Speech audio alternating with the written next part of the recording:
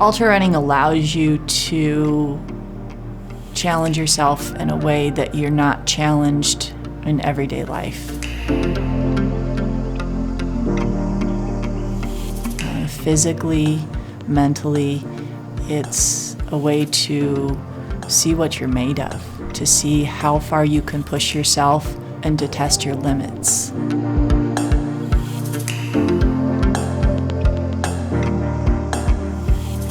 It lets me know who I am and what I'm able to do.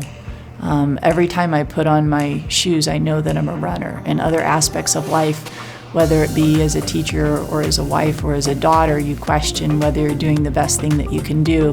And as a runner, simply that's what you are as a runner. Most of the time when I run, I like to make sure that I do it for my health, that I make good decisions there. So it does keep you healthy, but it also gives you a sense of purpose a lot of times. And as you get a little bit older and you question, the values or what you think is important in life, you find races that give back to the community or races that support causes, and being able to be a part of that, of something that finds ChainO'Lakes State Park and gives back to the park who does so much for the community, or giving to other causes to find things that have meaning to them. I think the first 100-miler is something that's very special.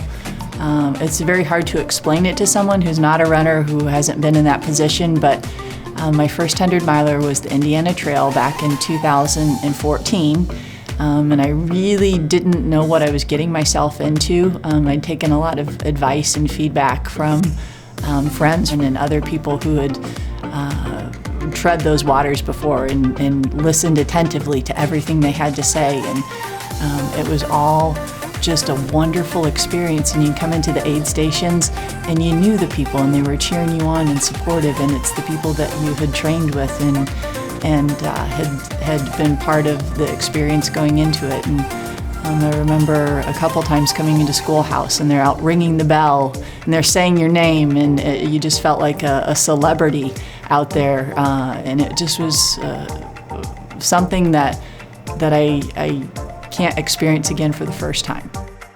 At the end of the IT, going to the finish line in the last hour and a half and watching the last two finishers come down the hill and cross the finish line, and the emotions and the people who are there to welcome and support them, and the people who don't even know them who are cheering for them as they come down the hill, and they've been running for 30 hours to watch these people accomplish their goal to finish, to achieve something that they never had achieved before, or to do something they didn't think was possible, or to persist, to just be very persistent in their efforts. If things didn't go well, they still managed to cross that finish line. And having Mike there to hand him a belt buckle and give him a handshake and a hug, and just the sense of accomplishment that those people experience, it's almost like you get to share that with them.